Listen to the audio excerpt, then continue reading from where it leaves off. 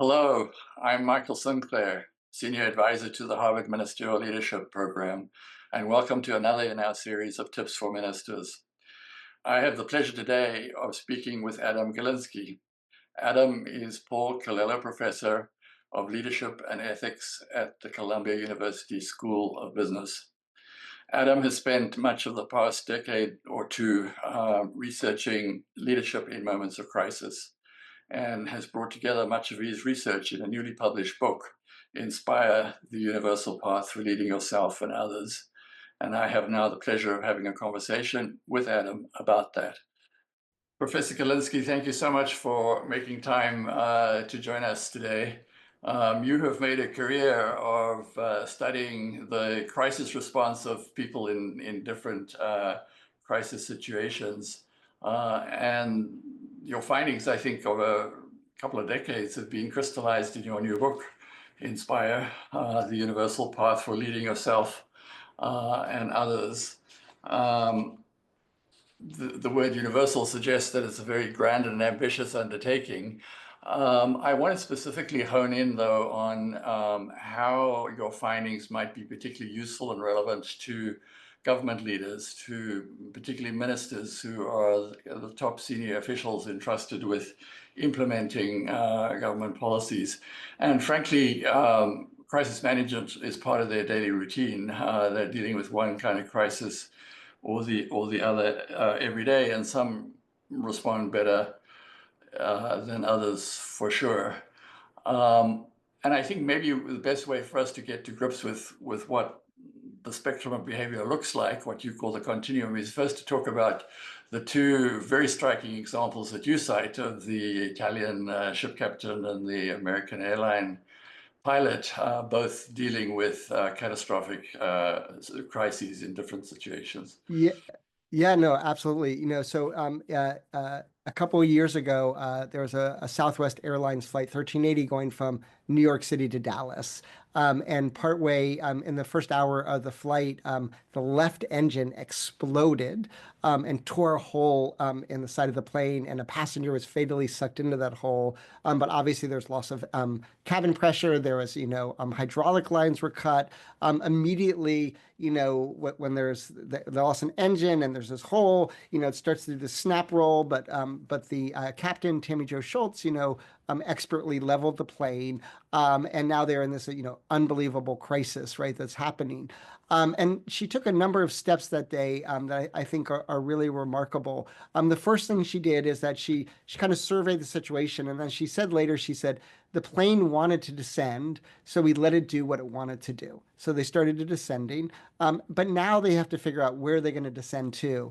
And at that point, her co-pilot was the one who came up with the brilliant idea of going to Philadelphia. And Philadelphia was perfect. It was relatively close. It was also a big city, which means that they had lots of different personnel available for, let's say, if there was an accident, that, there would be firefighters, there would be lots of medical personnel that could help up. And so now they're descending and they have a plan. But this is where I think she became particularly inspiring and brilliant. She recognized immediately that for the passengers, to have a crippled plane that is descending might be panic inducing, right? We're going down, right? We're going to crash. And so she went on the loudspeaker and said 10 words. Now, these 10 words, people said after the fact, were utterly and fundamentally transformative. Like, they changed the entire cabin from panic to possibility. And all she said was, we are not going down, we're going to Philadelphia. And she gave them what I call an optimistic why. Like, she helped them make sense of their experience. Like, we are descending, but they're descending with a plan. Now, the other thing that's remarkable is that when you listen to her on that PA or talking to the flight to the air traffic controllers, she could have been describing her breakfast that day. She was so calm. She's like, we've lost an engine. There's a hole in the plane. We're descending. We think Philadelphia is the right place to go. Just the level of calm in her voice was unbelievable. And then, she was so calm that when she landed, this crippled plane, which is just still remarkable, like things that she had to do, the competence level that she needed. the EMT, the evaluator, asked her a question that seemed very odd to her. He said, how did you get through security? She was like, what? And he says, your nerves of steel. How do they not set off all the alarms? You're like completely calm. Your heart rate is normal. And then the final thing she did is that before she left the plane, and before any of the passengers left the plane, she went row by row and spoke to every passenger and looked them in the eye, reassured them, and make sure that they're okay. And she has this great quote after she's like, I'm, I'm surprised by the fact that the media made more, hay about this stroll down the aisle than what it took to actually land this crippled plane, right? Sort of showing how much we crave that human connection, like even in a crisis. Now, let's contrast that with Francesco Schettino, who was captain of the Costa Concordia. And in some ways, the situation is eerily similar. In this case, he got too close to shore, and rocks below the surface tore a 150-foot hole in the ship, right? So Tammy Jo Schultz was dealing with a crippled vessel with a hole in it. Schettino was dealing with a crippled vessel with a hole in it. Now, the first thing that really distinguishes them is the cause. So in Tammy Jo Schultz's case, a crisis occurred and she churned it into a normal course of events. In this case, because of Schettino's actions, he took a normal course of events and churned them into a crisis. Now, what did he do as soon as the hole happened? And there's a fundamental blackout of the entire plane. He spent an hour trying to get his story together, what he was going to tell people.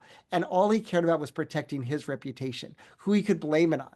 When he finally called the Coast Guard, he suggested that the blackout caused the accident rather than vice versa. And it even took him 20 minutes of dithering to finally come clean that the ship was crippled, that it was listing, that it was sinking, essentially. And those nearly 90 minutes of delay cost dozens and dozens of people their lives, 100 people's lives. Now, at one point, I've heard the recording of him talking to the Coast Guard, but he's not on the ship. He's actually in a lifeboat. Now, he claims he didn't mean to go in the lifeboat. He slipped and fell into the lifeboat, right? Which is like, oh, whoa, I'm in the lifeboat. He refused to go back on ship. Now, you might not have noticed who he was because somehow Francesco Schettino found time in this crisis to change out of his captain's uniform and put on his civilian clothing.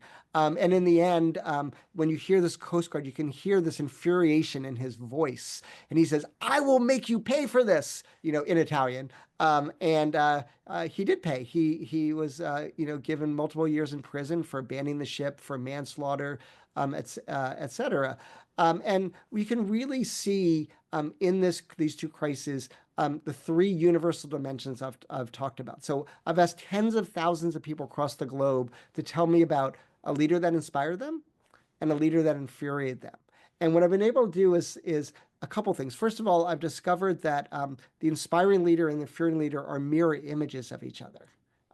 And those mirror images really you can see the Tammy Jo Schultz, captain of the plane, and Francesco Schettino. So what are those three universal elements that really distinguish the infuriating and inspiring leader? So they're on a continuum, and there's these three universal elements that make it up. The first is being visionary. It's how we see the world, how we envision it, but also how we communicate it. And so we can see Tammy Jo Schultz gave her passengers that optimistic why. We're not going down, we're going to Philadelphia, right?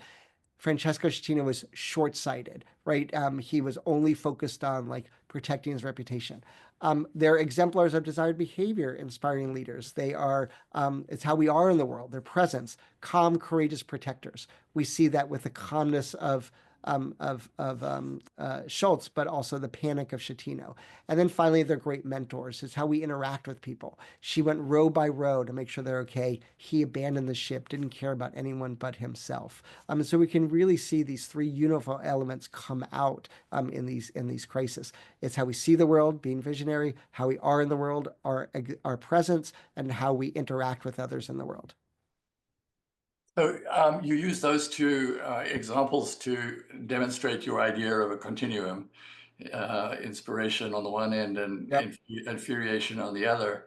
I want to suggest, though, that particularly for people in large organizations, there is a middle ground. There's a confining middle ground. In other words, if you're a cog in the wheel, if you're a minister in a government, you have to be careful not to appear to be overambitious, not to outpace the president, but at the same time to be able to bring along your ministry, to maintain the support of your own constituency, and so on. And I want to suggest that what we end up with is sort of the disappointing middle. At best, leaders are adequate, but very seldom inspirational. Um, is it the context that makes the difference? So two things I'll say about that. The first thing is I think the context does matter, right? It's hard to be an inspiring leader when you have infuriating bosses, right? And so one thing is, inspiration really does flow from the top of the mountain, right? And so I think that's one element. I think the second element, which is really important, and I think this is one of the fundamental things that really my research has discovered, and maybe the most profound thing, is it really answers the centuries-old question: are leaders born or made? Right? Are we born with these inspirational skills or can we develop them? And my research shows definitively that we aren't born, but we are made, that because there's a universal set of attributes that make up an inspiring leader, we can develop those skills. So anyone can develop those skills about seeing the bigger picture, communicating more effectively, like being calm in a crisis, thinking about how whatever you're going to do is going to impact other people, I think really matters. It does really help when the leader, the president, let's say, of a country or the CEO of an organization, is able to communicate a clear vision, because when they don't, it becomes very difficult to execute. And one of the things I talk about in the book is Jimmy Carter's failed presidency. And Jimmy Carter was a remarkable man. I mean, unbelievably capable of, he was an exemplar of courage and passion. He treated people so well, but he really had struggled with the vision. And as someone has this famous quote from, 2 years into his presidency, it's like, because Jimmy Carter hasn't expressed a vision, even his cabinet secretaries, who are leaders of their own sort of sub-organizations, don't know what to execute on, right? And so it left the whole government adrift, essentially. But one of the things that we can do is we can also, if we're not getting the vision from the leader, we can go to the leader and help them craft that vision so that we can more effectively execute our job. You talk about the leader amplification effect, the idea that a leader, a government minister, in the case of this conversation, can leverage, can amplify their impact. And that can be particularly useful, I suspect, where many government ministers aren't necessarily trained to deal with the crisis that they're presented with. Unexpected things happen, and they're not necessarily expert in managing the situation, and yet they have to show direction. Yeah. So let me just tell you a little bit about the leader amplification effect, because I think it's so fundamentally important. So this is a concept that I developed and coined.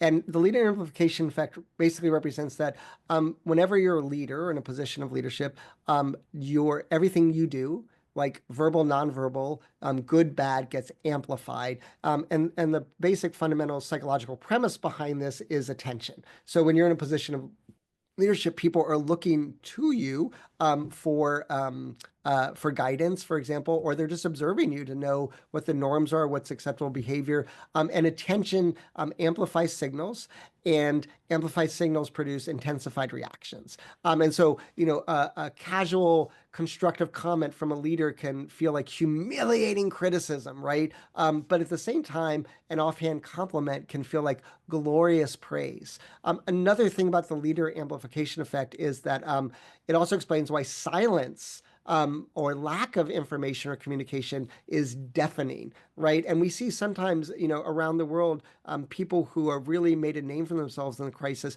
One of the things that they simply did was just communicate, say what was going on, right? Some of the leaders that had the highest marks during COVID were people that, did, daily or every other day press conferences, just giving people information, right? Becomes so unbelievably valuable. But I want to emphasize one thing about the leader amplification effect, which is that because its currency is attention, the thing that drives the process is anytime someone is paying attention to you, you're going to produce stronger reactions in people. And people, you don't just have to have authority, right? People may look to you because you have a certain level of expertise that's really important in a crisis. They may look to you because they really respect you, right? One of the things I've coined the phrase called the parent amplification effect, which is basically like, what are parents, right? Leaders have authority and people look up to them. That's exactly what parents are. And so, even in our homes, we have to be conscious of that. So the two things to solve the leader amplification effect is A, to be aware of it, right? To recognize that your behavior is having an impact. And then B, like adjusting our behavior. So, like, for example, knowing that kind of an offhand, joking, constructive comment might be humiliating to someone, you might be more likely to hold your tongue. But at the same time, we can become more generous with praise towards others, right? And that really sort of motivates people. We have a fundamental one thing about the three universal dimensions I talked about. It's the reason why these are the three universal dimensions is because each one satisfies a fundamental human need. Being visionary satisfies the fundamental human need for meaning and understanding. That's why silence can be deafening, right? Exemplar satisfies the fundamental human need for a sense of protection and energy, which comes from a leader's passion. And then being a mentor satisfies the fundamental meaning of feeling valued and respected, right? And so when we value and respect people, we can amplify our leadership and really sow the seeds of inspiration.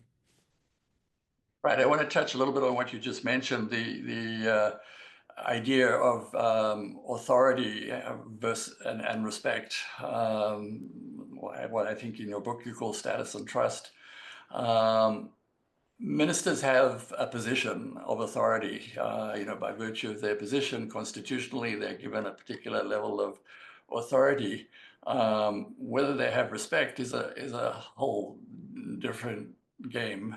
I've heard it said somewhere, and I don't recall where exactly, that leader, the true measure of a leader is knowing how to disappoint people at a rate they will tolerate. And I just wonder if you could talk a little bit about that, but also about how this Yeah. balance between authority and trust is so Yeah. important. Yeah, absolutely. So, one of the things I've been studying for over 20 years is a social hierarchy and thinking about power and status. And one of the things that I've discovered is that when people have power, they control a resource, but that position they're in isn't very well respected.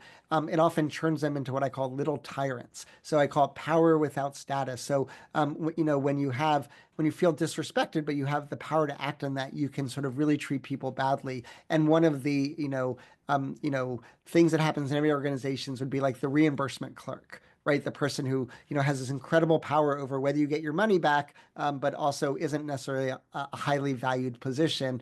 And it often gets described as governmental, what people call bureaucrats, right? People who are in these positions where they control or gatekeepers to resources, but they may not feel respected in those roles. So one of the ways that we can really help reduce that power without status little tyrant effect is make sure that people feel respected in the positions that they're in. And so I think that's one of the things that a leader has to do is to make sure that people who are in control of resources feel valued and respected, and that lessens or slackens their tendency to demean other people and then creating these sort of cultures of conflict that can be so corrosive. And I think you're exactly right. So one of the things that, you know, research shows over and over and over again is that one thing that just drives people crazy in organizations is when they don't get credit for their ideas or get recognized for their contributions, right? It just makes people furious. And one of the things I loved about Tammy Jo Schultz is when they asked her, how did you do this? And she said, well, a critical thing that happened was my co-pilot, Darren Elliser, it was his idea to go to Philadelphia. Right. So she gave him credit. She always let people know that it was Darren's idea to go to Philadelphia. And imagine how that made him feel, like so much more pride. She's acknowledging that. And so, whenever we're in a position, as a minister, if we can recognize the contributions of others, you're going to get, huge fans, in the world. I have a funny story, which is one of my colleagues, uh, Jonah Rockoff. He was on the treadmill watching one of Obama's State of the Union addresses, and Obama mentioned his research in this, State of the Union. This is his 1 year speech he gives once a year to all members of Congress. And he was so shocked he literally stumbled and flew off the treadmill. Fortunately he wasn't hurt. By the time he recovered his balances, his phone was just blowing up with text messages. Oh my God, I can't believe Obama. And like just like so, whenever we can reach out to people and acknowledge their contributions, we can really make them more invested and more engaged in their work. Which also kind of leads us to this issue of a sense of hope and purpose and vision. Yep. In the ministerial program, one of our key goals is to try and inspire a more visionary form of, a more ambitious, for want of a better word, form of leadership among ministers who have the opportunity to make a transformative impact in their countries.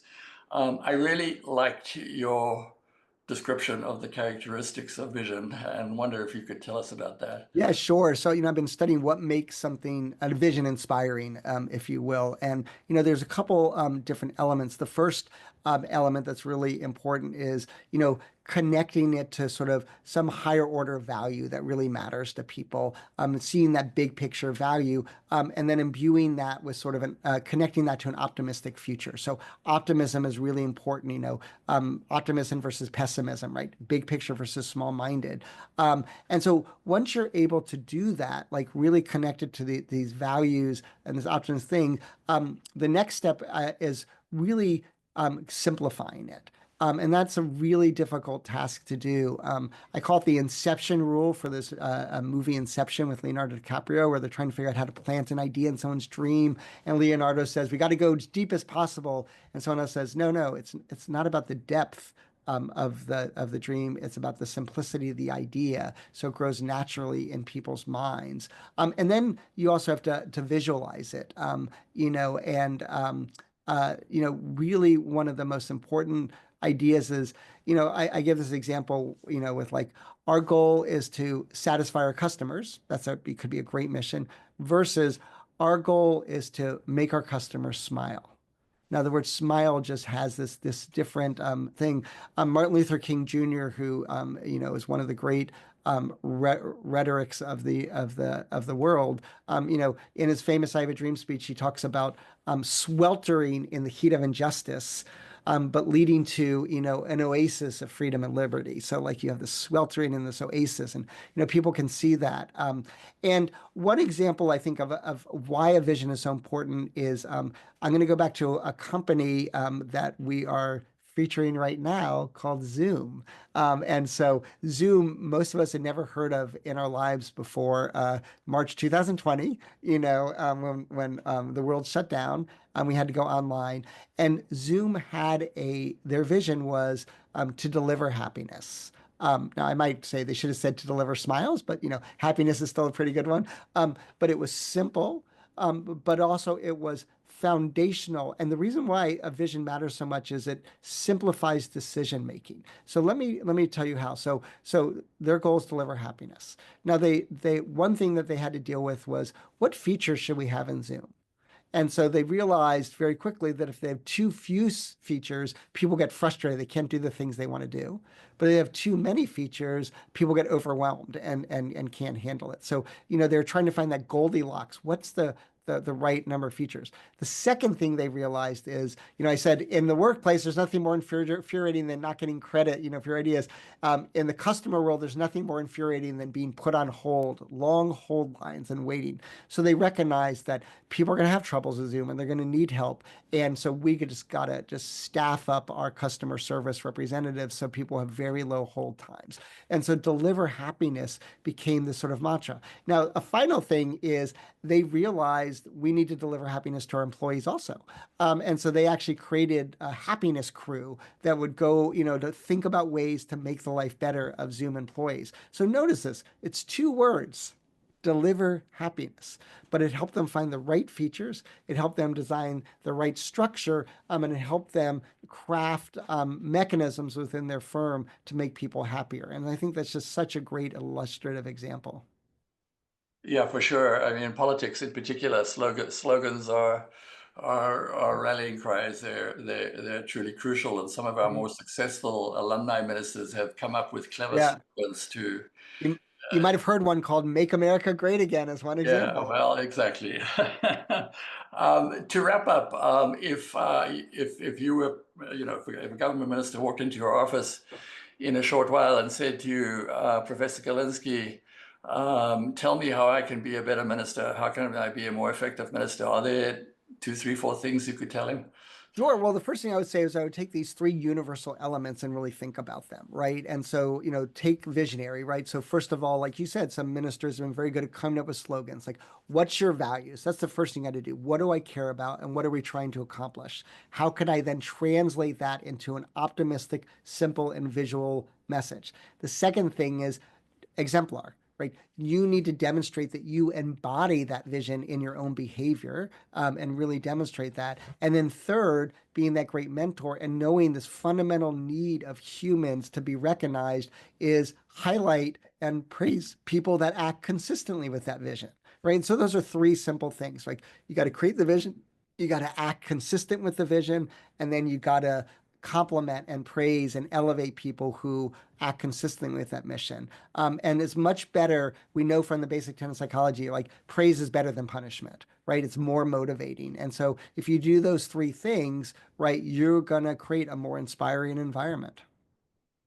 Right. Well, thank you so much. This has been truly inspiring to coin a phrase. So we appreciate your time a lot and hope to be able to talk to you again. Yeah, I had a great conversation. I'm so excited to share my new book, Inspire, with you. Thank you. All the best.